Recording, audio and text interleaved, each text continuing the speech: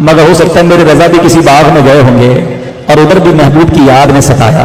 तो क्या कहते हैं, उन्हीं की बू माया ये समन है, उन्हीं का जलवा चमन चमन है, उन्हीं से गुलशन महक रहे हैं, उन्हीं की रंगत गुलाब में है। कहते ये सारा चमन मेरे आका की बरकतों से लहलहा रहा है। अल्लाह अकबर। आला हजरत का कैसा नबी पाक से इश्क था। मैं और आप भी आसमान देखते हैं और चांद देखते हैं तो बड़ा खूबसूरत लगता है। पहली रात का चांद आपने देखा होगा ना, है उसको हिलाल कहते हैं, ठीक है, सी इस तरह होता है ना, क्रिश्चियन भी कहते हैं अंग्रेजी में। मगर आला हजरत का तखय्युल और इमेजिनेशन देखो।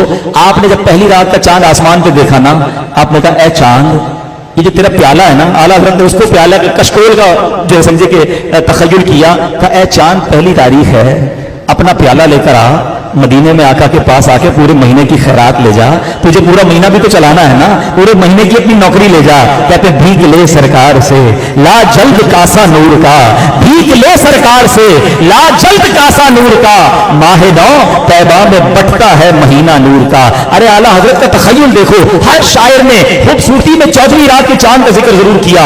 आला हजरत ने जब 14वीं रात का चांद देखा तो आला हजरत का तो तखय्युल ही और है ना। कहते चांद तो है बड़ा खूबसूरत, मगर तुझ पर एक दाग है। देखा होगा आपने 14वीं रात के चांद पर एक दाग होता है ना, तो आला हजरत कहते तुझसे मिस्टेक हो गई, ए चांद तुझसे थोड़ी गलती हो गई, तेरे करीब से तो नबी पाक गुजरे थे मेराज की रात, उनके कदमों पर जो मट्टी लगी थी ना, खाक, अगर वो उठा लेता मुंह पे मलता तेरे दाग धुल जाने थे।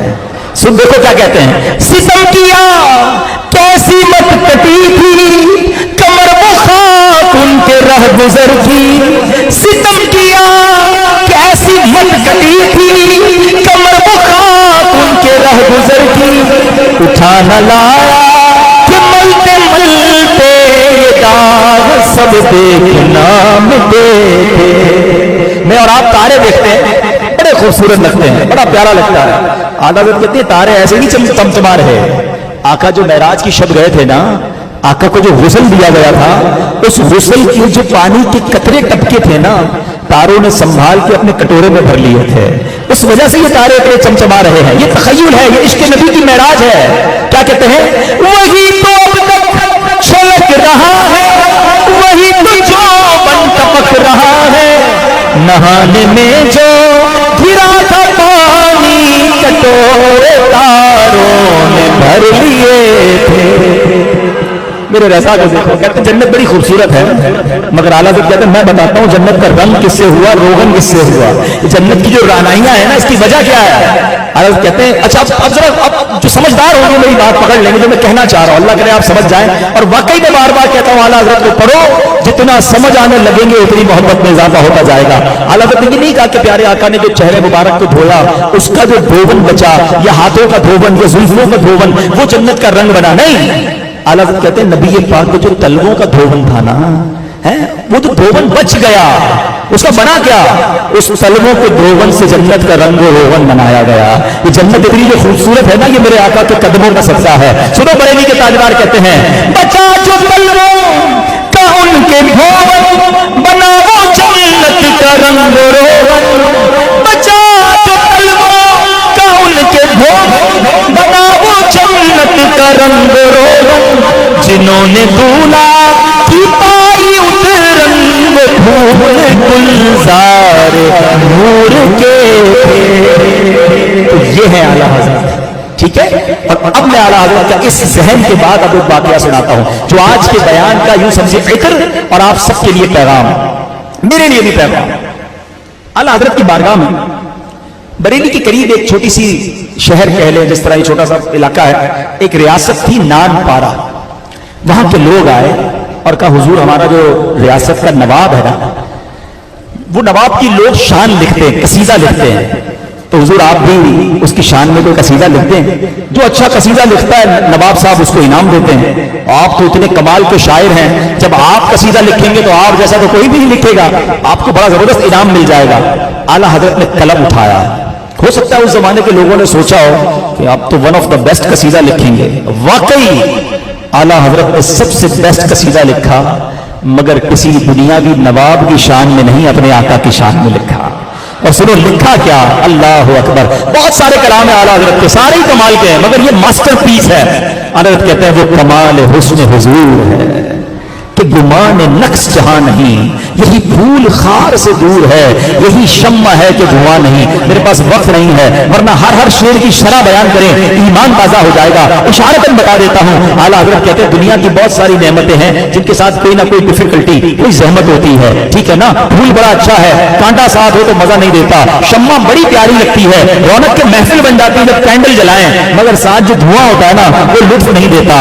اعلیٰ حضرت کہتے ہیں میرے آقا پھول تو ہے مگر کانٹا نہیں ہے، شمع تو ہے مگر دھواں نہیں ہے، بے زحمت میرے آقا نعمت ہے، وہ کمال حسن حضور ہے کہ گمان نقص جہاں نہیں، یہی پھول خار سے دور ہے، یہی شمع ہے کہ دھواں نہیں۔ کہتے ہیں حضور بولنے والے تو بڑے آئے، کلام کرنے والے تو بڑے آئے، مگر حضور جب آپ کلام کرتے ہیں تو پھول برستے ہیں۔ کہتے ہیں میں نثار تیرے کلام پر ملی یوں تو کس کو زبان نہیں، وہ سخن ہے جس میں سخن نہ ہو، وہ بیان ہے جس کا بیان نہیں۔ حضور جب گفتگو کرتے تھے بڑے بڑے انٹلیکچوئلز، بڑے بڑے فصحاء، بڑے بڑے علم کے بڑے بڑے لوگ بیٹھتے تھے، وہ حیران ہوتے تھے جب آقا گفتگو کرتے، وہ کہتے یہ فصاحت کہاں سے آئی؟ آقا تو کسی مدرسے میں بھی نہیں گئے، کسی استاد کے پاس بھی نہیں گئے، ایسی لوگ گفتگو کدھر سے سیکھ کے آئے؟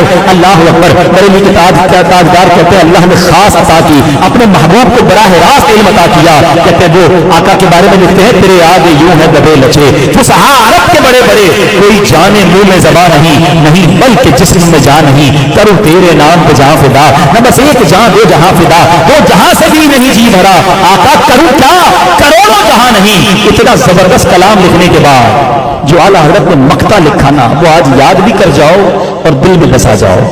کہتے کروں مدح اہل دول رضا، اے رضا میں پیسے والوں کی مدح سرائی کروں، اہل دول پیسے والے، کہتے اے رضا میں پیسے والوں کی شان بیان کروں مدح اہل دول رضا، پڑے اس بلا میں میری بلا، میں گدا ہوں اپنے کریم کا۔